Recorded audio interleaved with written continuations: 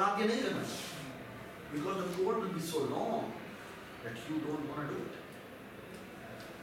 ये बात समझ आ गई? It will be a tedious work. It will not be, I mean, difficult शायद ना हो, लेकिन वो बस बहुत गंदा कोड है, बहुत लंबा कोड है ना? With this, we move to linear data structure. Static arrays. Static arrays का मतलब क्या है? Basically fixed size arrays. हाँ? So fixed size array हम कैसे बनाते थे? The most beautiful idea of arrays was कि basically आपके पास ये एक memory है, उस memory का मैं for example ये contiguous block है, ठीक है? उसमें पहले वाले का address होगा, let me call this 0x100. बस ना? आप मुझे बताएं अगले वाले का address क्या होगा? अगर मैं integer की बात करूं, 0x10 0x 10 0x1 112 नहीं होता सिर्फ 10c क्योंकि वो हेक्साडेसिमल होता है। इसका तो पता है इसको तो पता है इसके बारे में? हेक्साडेसिमल क्या होता है? नहीं पता? आप लोगों ने डीएलडी की जगह पर क्या पढ़ा था? पिछले सेमेस्टर में आपका एक तो सॉफ्टवेयर, हाँ सॉफ्टवेयर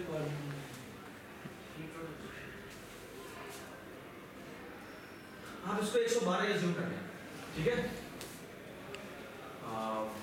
मैं एक छोटा सा आज आपको वीडियो भेज दूंगा किस तरह से ये हेक्साडेसिमल कैसे लिखे जाते हैं। उसमें बेसिकली आमतौर पर हम डेसिमल में जब बात कर रहे होते हैं ना तो हमारी सिंबल होती हैं 0 से लेकर 9 तक, फिर 10 को हम कैसे लिखते हैं? 10, है ना? सो बेसिकली उसमें जो सिंबल होती हैं ना वो उन्होंने 6 सिंबल और ऐड कर दिए। तो बेसिकली 10 को वो A कहते हैं, फिर वो B कहते हैं, फिर वो C कहते हैं, फिर D कहते हैं, फिर E कहते हैं, F का मतलब होता है बेसिकली पावर। और 16 कैसे लिखेंगे वो कर देंगे हम। So 10 is 16। ये बात समझ? अब 11 कैसे लिखेंगे? So 17 कैसे लिखेंगे? 1। ये बात समझ? ठीक है? So what is 19 in hexadecimal? 1 into 16 plus 9 into 10 raised to 16 to the power 0। ये बात समझ? ये मैंने किस लैंग्वेज में लिखा? हेक्साडेसिमल। सर अगर बाइनरी में भी लिखते हैं तो बाइनरी में भी रिप्रेजेंटेशन लिखी जा सकती है, ठीक है? सो ये डिटेल जो है वो आपको छोटी सी वीडियो भेज दूंगा जो आप, ठीक है? तो बेसिकली जब हम 1 1 2 नहीं लिखते बल्कि क्या लिखते हैं? 10c लिखते हैं, तो 12 is c। और फिर इसमें 4 और ऐड करेंगे तो basically c d e f और फिर अब अगला नंबर आ रहा है तो बेसिकली ये क्या हो जाएगा? ये 1 1 0, ठीक है? क्योंकि f के बाद अब दोबारा से टॉगल हो जाता है ना तो वो जिसका 10 हो गया था उसमें वो इंक्रीमेंट उससे अगला एड्रेस क्या होगा? 0x114। उससे अगला एड्रेस क्या होगा? अगर बनाना चाहूँ तो 0x118। फिर उससे अगला एड्रेस क्या होगा? 0x11c, ठीक है? और फिर अगला एड्रेस जो होगा क्या होगा? 0x120। इस तरह ये हेक्साडेसिमल में लिखा जाता है, ठीक है? अच्छा अब जो मजे की बात है वो ये है कि अरेज इस तरह बनती हैं, ये इस तरह से उसकी एड्रेस होती है, ठीक है? और बेसिकली इस जगह का एक नाम होता है। लेट्स से मैं यहाँ बनाता हूँ इंटीजर, यहाँ बनाता हूँ अरे और यहाँ लिखता हूँ 10। तो बेसिकली क्या हो जाएगा? ये जो है वो पहले मेमोरी ब्लॉक का एड्रेस है, ठीक है? सो बेसिकली अगर आप देखें यहाँ पे सी आउट करें, कभी किया सी आउट? क्या आउटपुट करता है? एड्रेस आउटपुट करता है। जो अरे का नाम होता है वो बेसिकली क्या होता है? वो एड्रेस होता है। बात सुने? And that's a very important information. Why? Because अगर मैं ये आउटपुट करूं तो क्या होगा?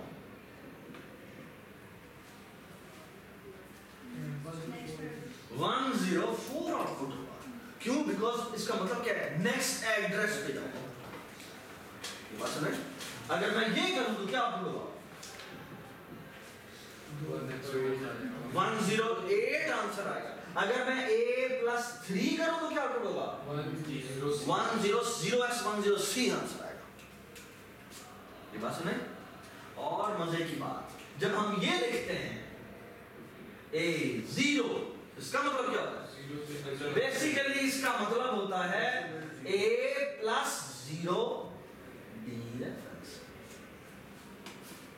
क्या मतलब? इस एड्रेस पे जाओ और ये वाला ब्लॉक उठा लो। और डी रेफरेंस का मतलब है कि इंटीजर डेटा टाइप है तो ये 4 बाइट उठाएगा, और अगर ये कैरेक्टर होगी तो ये 1 बाइट उठाएगा, अगर ये डबल होगी तो ये 8 बाइट उठाएगा।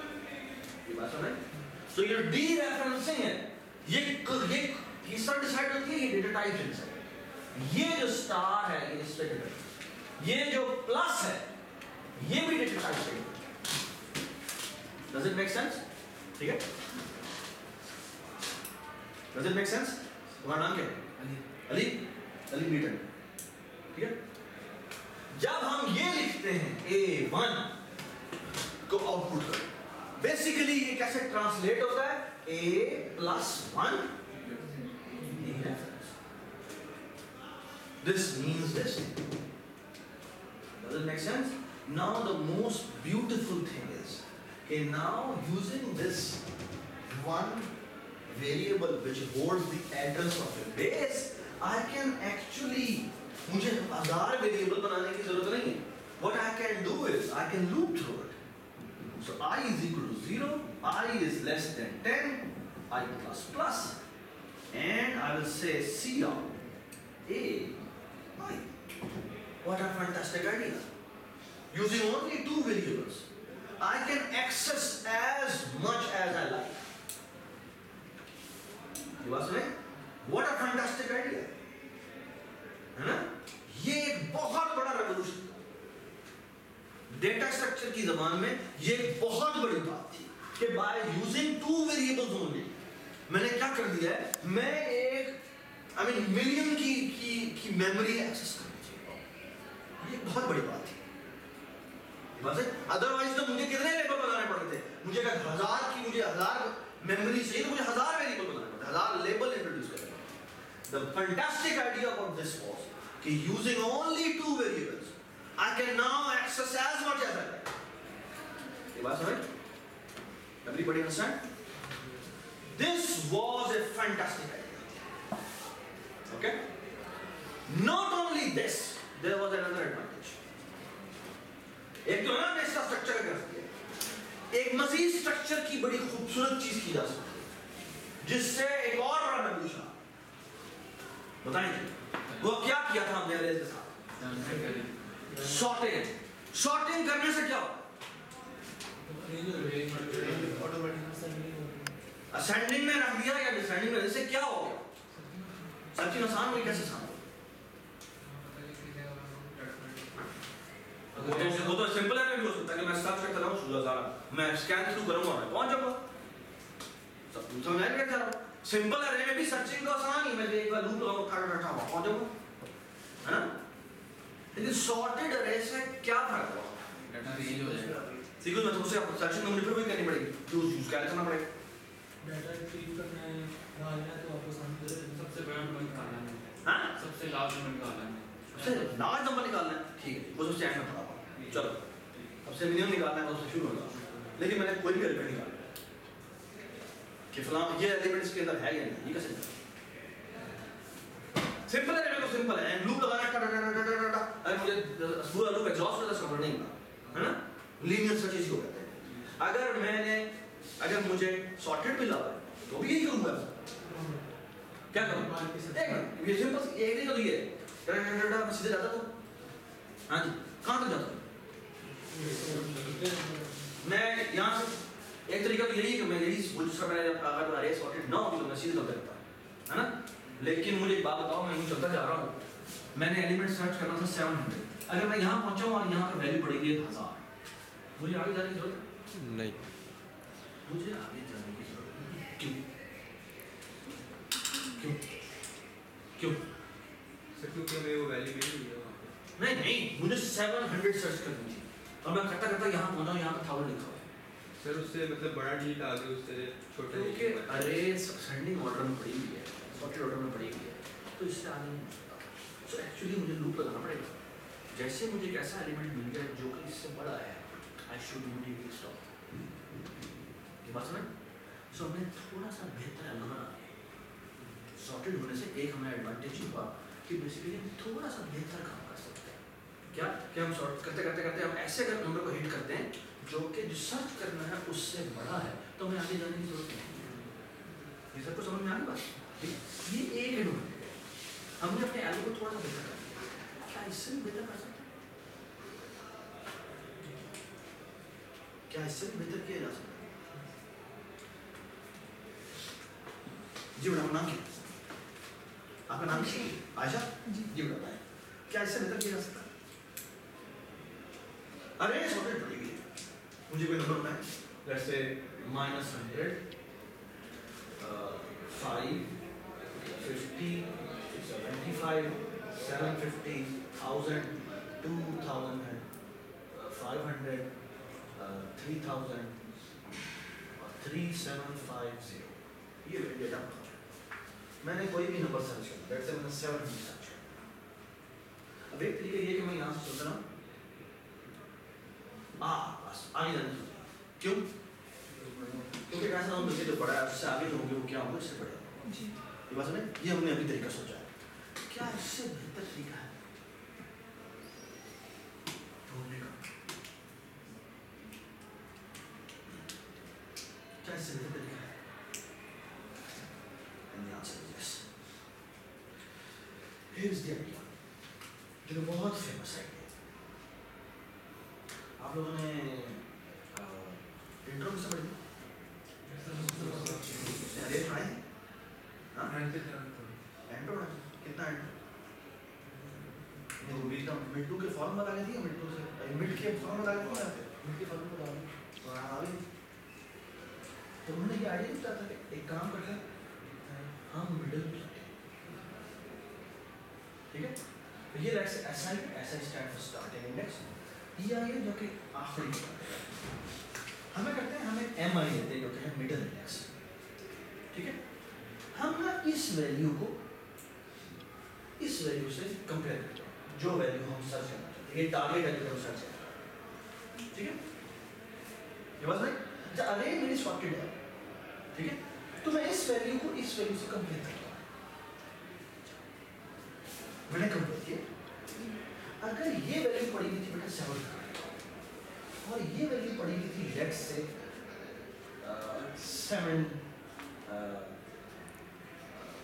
579, ठीक है? बेटा आपका नाम क्या? माहमूद। बेटा आपका नाम क्या? मरियम। आपका नाम क्या? फातिमा। यार आपका नाम क्या? अफशाद। हाँ? बेहजाद। हाँ? अली हाफिज। नुमान। अब ये नाम याद करूँगा जी। बेटा आपका नाम है? मरियम। बेटा मुझे बताएं कि अगर मैंने यहाँ पर ये वैल्यू लिखी और यहाँ पर मैंने ढूंढना 700 था, मुझे बताएं डेटा यहाँ हो सकता है? क्यों? शाबाश, क्योंकि असेंडिंग ऑर्डर में है, तो मुझे बेसिकली इस रीजन में देखने की जरूरत है। What I will do is कि मैं ये ऐसा ही है उसको अब ये करना और अब मेरी रेंज बन जाएगी ये, and I'm going to solve the same problem here. And what I will do is I will say repeat this process again. Find the middle index here. ठीक है? और इस जगह जाके देखो यहाँ क्या पड़ा। Let's say बेटा यहाँ पड़ा होगा 9। बेटा आशा आप बताएं, आप इधर पड़ा हुआ 9 है, इधर पड़ा हुआ 7 है, जो ढूंढना है। मुझे बताएं क्या डेटा इधर हो सकता है? शाबाश, इधर नहीं हो सकता। क्यों? क्योंकि इससे आगे जो भी नंबर्स हैं वो इससे बड़े हैं। बस नहीं, इसका मतलब मुझे क्या करना चाहिए? मुझे एंडिंग इंडेक्स को ये करना चाहिए। बस नहीं। So here is a very simple idea. The idea is what I will going to do कि मैं एक स्टार्टिंग इंडेक्स रखता हूँ और एक एंडिंग इंडेक्स रखता हूँ।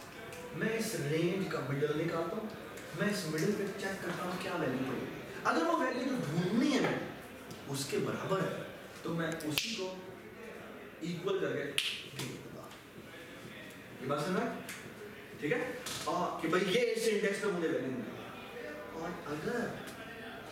और अगर वो वैल्यू वहां पर नहीं है तो या तो वहां पर पड़ी हुई वैल्यू उससे ग्रेटर होगी या उससे छोटी होगी। अगर वहां पर जो पड़ी हुई वैल्यू है मुझे ढूंढनी है उससे वो वैल्यू बड़ी है, उसके मतलब वो इस रेंज में लाया करता है मेरा प्रॉब्लम, है ना? अदरवाइज क्या होगा? अदरवाइज वो इस रेंज में लाया करता है। अगर इस रेंज में होता तो मैं रेंज को छोटा करता, मगर आप इस में ढूंढो। ये बात सुने? Everybody understand? So let me tell you the algorithm. So here is the algorithm. It's called binary searching. Why it is called binary searching? Because हम basically क्या कर रहे हैं? हम अपनी दुनिया को दो हिस्सों में डिवाइड कर रहे हैं, बाइनरी में कन्वर्ट कर रहे हैं। या तो वो इससे छोटी होगी या वो इससे बड़ी होगी। बस में we are dividing our world into two worlds. या तो उससे छोटे वाले होंगे या उससे, और ऑफ कोर्स एक दरमियान में इक्वालिटी का चेक है। Based on this comparison, I will divide the range into two ranges. Either I will go for this, either I will go for this. ये बात सुने? अच्छा, अब सुने बात बड़ी इंपॉर्टेंट। मैं बेसिकली फंक्शन लिख रहा हूँ। I suppose every one of you know what is a function. ठीक है? So ये बेसिकली मैंने एक इंटीजर अरे बनाई, यहाँ पर मैंने इंटीजर साइज लिखा, ठीक है, और यहाँ पर इसकी रिटर्न टाइप का लिखा, ठीक है। तो यहाँ पर देखिए मैं क्या करता हूँ, दो वेरिएबल बनाता हूँ, एक का नाम रखता हूँ इंटीजर si जिसकी वैल्यू है 0, और एक बनाता हूँ ei जिसकी वैल्यू है s-1 क्यों? बिकॉज अगर 10 एलिमेंट्स हैं तो आखिरी का साइज जो है वो 9 होगा। Do you agree? ठीक है। अच्छा, अब हम एक काम करते हैं, लुक इट, मैं यहाँ पे लिखता हूँ एक while इसलिए because I वांना keep shrinking my range, ठीक है। तो एक लूप है जो आज छोटा होता है, जो रेंज को छोटा करता है, ठीक है। कब तक करना है मैं बाद में डिसाइड करता हूँ, ठीक है। Alright, so look at this, मैं सबसे पहला काम ये करता हूँ, एक mi बनाता हूँ, mi इज माय इंटीजर, और वो मैं निकालूंगा कैसे, si प्लस, हाँ जी, मैंने मिडिल निकालना है, si और ei दो वेरिएबल्स हैं, इसका मैंने मिडिल एलिमेंट निकालना है। कैसे निकालना? दोनों को ऐड करके 2 पे डिवाइड। Can everybody understand? क्या ऐसे दौड़ दो, si और ei को ऐड करके 2 पे डिवाइड। किसी के पास कोई और आइडिया है? ये को डिवाइड कर, हाँ, ये को डिवाइड बाय 2 कर, एस का डिवाइड ऐसा ही डिवाइड बाय 2 कर सकते हैं, ei को डिवाइड रहेगा उसको डिवाइड बाय 2 कर, साइज को डिवाइड बाय 2 कर दे। अच्छा, चलो दोनों देखते हैं। तुम्हारा ये भी सही है, ये भी सही है, साइज को भी डिवाइड करके साइज को डिवाइड बाय 2 कर दे तो हमारा आ जाएगा। देखिए तुम कह रहे हो, हम करते क्या है, साइज को डिवाइडेड बाय 2 कर देते हैं, ठीक है। इसका प्रॉब्लम क्या है देखते हैं। So look at this, imagine the following, बेटा ये मेरी अरे थी जो कि थी 1000 साइज, ठीक है। आपने बेटा इस इंडेक्स को देखा, ये वैल्यू इससे क्या है, क्या है, छोटी है, इसका मतलब है मेरी रेंज तो इसमें ला रखी है ना, ठीक है। तो बेसिकली आप क्या कह रहे हैं, मैंने s बाय 2 से डिवाइड किया तो मेरा si क्या हो जाएगा, si का मेरा ये है ना, है ना, और ei मेरा ये है। अब आपने इसका मिडिल निकालना है, ये है 501 और ये है 1000। 501 और 1000 का मिडिल क्या होता है, 750, है ना। लेकिन ये रेंज कितने साइज की है, 500 साइज की है, तो 500 डिवाइड बाय 2 कितना होता है, वो तो होता है 250, तो वो तो गलत है। ये बात सुना, बात सुनना है क्या मतलब है, तो तुमने बात की है वो क्यों गलत है, क्योंकि जब तुम s डिवाइड बाय 2 करोगे तो बेशक रेंज ये हो, वो जाएगा इधर ही। ये बात सुने। अब आयशा ने जो कहा वो देख, वो कहती है क्या, ये नहीं करता है, बल्कि लिखते क्या है, si plus ei bracket divided by 2। आप देखिए क्या होता है, ये ऐसा है 501 जमा 1000, ठीक है, कितना हो गया 1501 डिवाइडेड बाय 2, क्या आंसर आया। इसी को कहने का एक और तरीका भी है, वो शायद ज्यादा पिछली क्लास में ना बच्चों ने बताया, उन्होंने कहा आप एक काम करें, पहले ना ei माइनस si करें, ठीक है? अच्छा, इसको डिवाइड बाय 2 करना है, तो ये तो मेरी रेंज निकल आई, ये कितने की रेंज साइज है, डिवाइड बाय 2 करेंगे तो उस रेंज का आधा, और इसमें हम कर देते हैं प्लस एक्स। क्यों? क्योंकि हमने इससे आगे इतना जाना है, ये बात समझ में? Which essentially is exactly equal to this. क्यों? ऐसे निकालो, 2 आ गया, ये हो जाएगा 2 times SI plus EI minus SI, which is how much? SI plus EI. Formula तो वही बन गया, ठीक है? But perhaps this make more sense. कि तुम शायद डायरेक्टली यहाँ में पहुँच गई थी, लेकिन मेरे ख्याल में ये this is nice. ये बात है? Everybody understand कि ये क्या हुआ है? ठीक है? और ये जो फॉर्मूला है ना, ये एक और वजह से भी अच्छा है, मैं बताता हूँ, और वजह ये इमेजिन करें ये SI और EI, ये दोनों बहुत बड़े नंबर हैं, डेटा हमारा बहुत बड़ा हो सकता है, गीगाबाइट्स में हो सकता है, बहुत बड़ी डेटा हो सकती है। इमेजिन करें कि SI और EI थे, वो मेरे दो इतने बड़े बड़े इंटीजर्स थे कि वो तकरीबन इंटीजर कितना बड़ा होता है, 32 बिट्स का होता है, पता है ना? इंटीजर आपका कितने बिट्स का होता है? 32 बिट्स का। इमेजिन करें कि वो SI था, वो बिल्कुल एंड पे पहुंचा हुआ है, यानी 32 बिट में जो आखिरी नंबर नहीं आते, तो उसके करीब पहुंचा हुआ है, और जो EI है वो भी आखिर में। हमें इन दोनों को ऐड करना क्या है? वो तो इंटीजर की रेंज से बाहर निकल जाएगा, और जैसे ही इंटीजर की रेंज से बाहर निकलेगा, वो तो पता नहीं अजीबोगरीब बिहेव करना शुरू कर देगा। समझ में आई क्या हुआ? तो बेसिकली ये जो आयशा ने फॉर्मूला बताया, this will fail. Why it will fail? Because when the data become huge और SI EI इंटीजर की बाउंड्री पे पहुंच जाते हैं, तो फिर ये फॉर्मूला काम नहीं करता। बात नहीं? बट ये फॉर्मूला काम करेगा। क्यों करेगा? क्योंकि EI माइनस SI मेरा एक छोटा नंबर बनेगा, डिवाइड बाय 2 करेंगे तो वो और छोटा नंबर बनेगा, है ना? और अब हम SI में ये नंबर ऐड करेंगे तो वो मेरा उस रेंज के अंदर ही रहेगा। यहाँ पर पहले वो बड़ा नंबर होता है, फिर वो डिवाइडेड बाय 2 होता है। इसमें एक छोटा सा मसला है, ओवरफ्लो हो सकता है। C++ की शुरू की लाइब्रेरी थी, उनमें बेसिकली उन्होंने ये काम किया, and then in the end they realize कि वो बड़े नंबर्स पे जाके क्रैश कर रहा है, वो जो इंडेक्स है वो माइनस में चलता है, ठीक है? एंड देन दे रियलाइज कि बेसिकली दैट्स द प्रॉब्लम, कि वो इंटीजर की रेंज से बाहर, ठीक है? एक छोटी सी साइड लाइन की बात है। तो बेसिकली ये जो फॉर्मूला है वो हमें आउट करना चाहिए, पूरी बात, ठीक है? सही है? Now look at this. So what I will going to do is SI plus EI minus SI, ठीक है? All right? चलिए मैं चलता हूँ।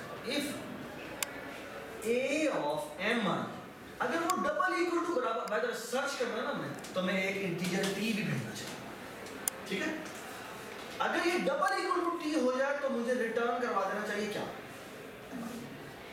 हमें यही MI रिटर्न बस में इसी इंडेक्स पर पड़ी हुई हमें बेसिकली बर्न सर्च की रिक्वायरमेंट क्या है? अगर मिल जाए तो वो वाला इंडेक्स रिटर्न कर दो, अगर ना मिले तो -1 रिटर्न, ठीक है? -1 का मतलब क्या हुआ कि मुझे नहीं मिला, ठीक है?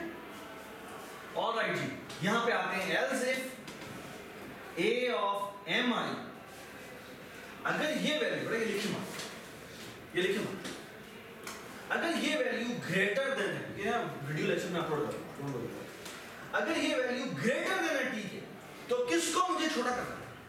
अगर यहां पर पड़ी वैल्यू क्या है, अगर ये वैल्यू इससे बड़ी है, इसका मतलब क्या है? तो मुझे एंड को इधर लाना है या स्टार्ट को लिखना है? हाँ? नहीं, अगर ये वैल्यू बड़ी है T से, यानी यहां पर पड़ा हुआ है 800, ठीक है ना? तो इसके से बड़ी क्या करना पड़ेगा? मुझे एंड को उठा के यहां पर रखना पड़ेगा, क्योंकि MI से क्या होगा?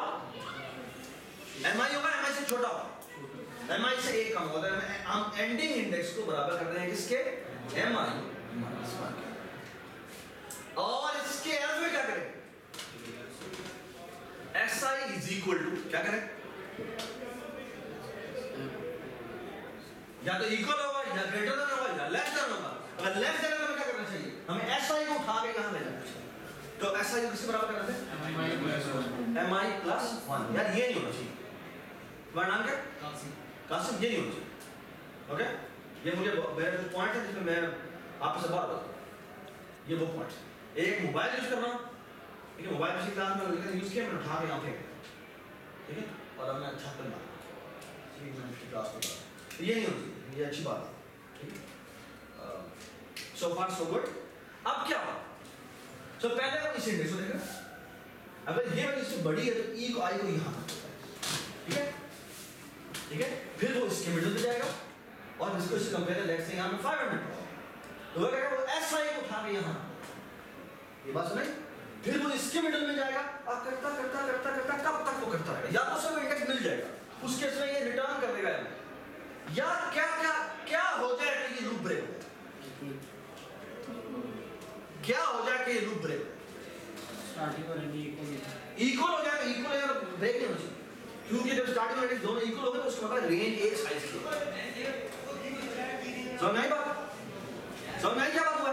अगर SI और EI दोनों इक्वल होंगे तो मिडिल क्या निकालेगा?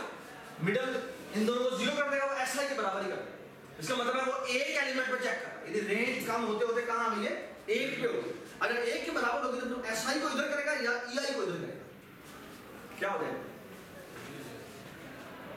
SI जब तक लेस देन और इक्वल टू है तब तक इसे चलते रहना चाहिए। जैसे ही SI EI से बड़ा हो हमें क्या करना चाहिए? हमें इमीडिएटली स्टॉप करना चाहिए। ये बात सुना? Everybody understand? Everybody understand? ठीक है? जब तक SI लेस देन और इक्वल टू पे हमें चलाना है। क्यों चलाना है इक्वल टू? क्योंकि इक्वल टू का मतलब है कि मेरा एक साइज है, ये मेरा बाउंड्री केस है। ये बात सुना? ये जो बेटा हमने कोड लिखा है और बात करें इसके बाद अगर ये यहाँ पर आ जाता है तो यहाँ पर रिटर्न क्या करेंगे? रिटर्न करेंगे माइनस। ये बात सुना? ठीक है? यहाँ से कहानी थोड़ी बदलती है और कहानी ये हमने कोड कर दिया। अब सवाल है ये हमने कोड लिखा है कितना एफिशिएंट है? And here is the most important math. तुमने डिस्क्रीट मैथ पढ़ी? किसे पढ़ी? हाँ? Now look at this. अगर मैं assume करता हूँ मेरी जो array है ना उसका size है, ठीक है? मेरी array का size कितना है? जब मैं इस पे चलाऊंगा तो ये लूप एक दफा चलेगा, तो मेरा या तो SI आगे चला जाएगा या EI पीछे आ जाएगा, है ना? तो पहले मेरी रेंज थी n साइज, अगली दफा मेरी रेंज कितनी होगी? तो डू यू ऑल एग्री कि पहली दफा जब ये चलता है तो उसके बाद जो प्रॉब्लम का साइज हो जाता है वो n/2 होता है, और अगली दफा साइज कितना होगा? n/4। Can I write this thing as n/2 square? Can I write this thing as n/2 की पावर 0? ठीक है? अगली दफा मेरा प्रॉब्लम साइज होगा n/8 which is n/2 to the power 3। और ये कब तक चलता जाता है? जब तक कि ये या तो दरमियान में कहीं मिल जाएगा या इसका प्रॉब्लम साइज क्या हो जाएगा? 1 हो जाएगा, ठीक है? 1 के बाद वो 0 हो जाएगा, ठीक है ना? तो मैं 1 तक काउंट करता हूं, ठीक? 1 को मैं आखिरी वैल्यू मुझे पता है 1 होनी है, लेकिन इसको अगर मैं 2 की फॉर्म में लिखूं तो ये होगा 2 to the power k, और मुझे एक चीज पता है कि ये है इक्वल टू 1 के बराबर। बस में सवाल ये है कि ये कितने स्टेप लगे यहां तक पहुंचने? सम कर दे। क्या सम करना? स्टेप लगे। स्टेप का मतलब है ये 1 है, ये 2 है, ये 3 है, ये 4 है, और ये कितना है? ये k है। इस k की वैल्यू निकालनी है, ठीक है? n का हमें पता है, ये हमें n दिया होगा, n 1000 हो गया, 1000, 2000, 2000 हो गया, 1 बिलियन हो गया, ये कोई भी n की वैल्यू दी होगी आपको। ये बात सुने? So can I write this thing as n/2 to the power k is equal to 1. Yes. ठीक है? Let's solve for k. Let me cross multiply. n is equal to 2 to the power k. Let me take log on both sides. So this becomes log base 2 to the power k. Log base 2 n. k नीचे आ गया. So k into log base 2. 2 is equal to log base 2n. ठीक है? And how much is this? This is equal to k. ये 1 हो गया. So k is equal to log base 2n. है ना? K is equal to log base 2n. So it will take how many steps to reach to 1 log base 2n. ये जो हमने binary search का algorithm बनाया है, जो कि एक स्ट्रक्चर डेटा पे चलता है, और वो स्ट्रक्चर क्या है बेटा? कौन सी अरे? सॉर्टेड अरे. बाय द वे ये कभी भी अनसॉर्टेड अरे पे नहीं चलेगा. ये जो हमने एल्गो बनाया है, ये इतनी दफा अरे को एक्सेस करता है. अब सवाल है ये कितना है? अगर मैं आपको कहूँगा कोई एक एल्गो है जो कि n दफा चलता है, और कोई एक एल्गो है जो कि log base 2n चलता है. ठीक है? इनके दरमियान में फर्क क्या होता है? Look at this. अगर आप सवाल करें ना कि ये log base 2n और n में कितना बड़ा फर्क, पता है आपके ख्याल में कौन बड़ा है? n बड़ा है, log base 2n बड़ा है? n बड़ा है. log base 2n बहुत छोटा है. इतना छोटा है कि आप इमेजिन इस तरह से करें कि जमीन को आप आसमान से कंपेयर करें. वजह देखिए, ये लो, अगर ये 1000 के करीब हो ना, तो जो log base 2 है, यानी log base 2 1000 जो होगा वो बराबर होगा 10 के. क्योंकि 2 की पावर 10 जो होती है वो कितनी होती है? वो कितनी होती है? वो बेसिकली 1024 होती है. इस तरह अगर मैं तकरीबन ये 2000 हूँ तो ये सिर्फ 11 होता है. और अगर मैं 4000 हूँ तो ये तकरीबन 12 होता है. इंटरेस्टिंग बात, अगर मैं ये ले लूँ तकरीबन 10 raised to power 50, ये पता है कितना है? ये क्या है? ये है number of atoms in the universe. Okay, number of atoms in the universe. और इसका अगर मैं लॉग लूँ तो ये बराबर होगा log base 2 10 raised to power 50, और log की प्रॉपर्टी होगी पावर को आप नीचे ला सकते हैं. तो ये होगा 50 into log base 2 10, और ये निकाला तो ये तकरीबन 3 point something करता है. तो उसको मल्टीप्लाई करें 50 से तो तकरीबन ये आंसर आता है 160. बात सुने? अब सुने मैं क्या कह रहा हूँ. अगर मैं दुनिया के तमाम एटम्स को लेबल दूँ, क्या असॉर्टेड लेबल 1 3 5 7 28, इस तरह मैं सॉर्टेड ऑर्डर में क्या कर दूँ, उनको लेबल दे. ठीक है, लेबल मैंने दिए हुए रैंडम दिए और फिर मैंने उनको सॉर्ट कर दिया. ठीक है, ये सब कुछ समझ में आया? अब सुने, उनमें से कई एटम होंगे एनर्जी में कन्वर्ट हो गए, इसलिए दरमियान में गया. ठीक है, लेकिन मैं उनको सॉर्ट करके. ठीक है, कितने हैं एटम्स इन द यूनिवर्स? तकरीबन 10 raised to power 50 है. अगर सॉर्टेड ऑर्डर में ना पड़े होते तो कितनी दफा उसे एक्सेसिंग करते? 10 raised to power 50 दफा, है ना? आप कमाल बात. दुनिया के नंबर ऑफ एटम्स को अगर मैं लाइन अप कर दूं सॉर्टेड ऑर्डर में, ये algorithm at maximum 160 step, that is nothing. And you know what is Google? Google ने बेसिकली डेटा पीछे स्ट्रक्चर रखा हुआ है. उसको अगर आप इवन एटम भी सर्च करने को कह दो तो ज्यादा से ज्यादा उसे कितनी दफा एक्सेसिंग करनी पड़ेगी? 160 दफा एक्सेस. अगर डेटा उसका सॉर्टेड ऑर्डर में पड़ा हुआ है और 160 दफा एक लूप का चलना, ये in a blink of an eye, in a blink of an eye. wasn't it? So structuring is one of the most essential part of making wise algorithms. wasn't it? इसीलिए इसको कोर्स का नाम भी क्या है? Data structures and algorithms. ठीक है, why? Because data structures की बेस पे आप क्या करते हैं? एल्गोरिथम्स बनाते हैं। ठीक है, और डेटा स्ट्रक्चर्स बदलेंगे, आपके एल्गोरिथम्स बदल जाएंगे।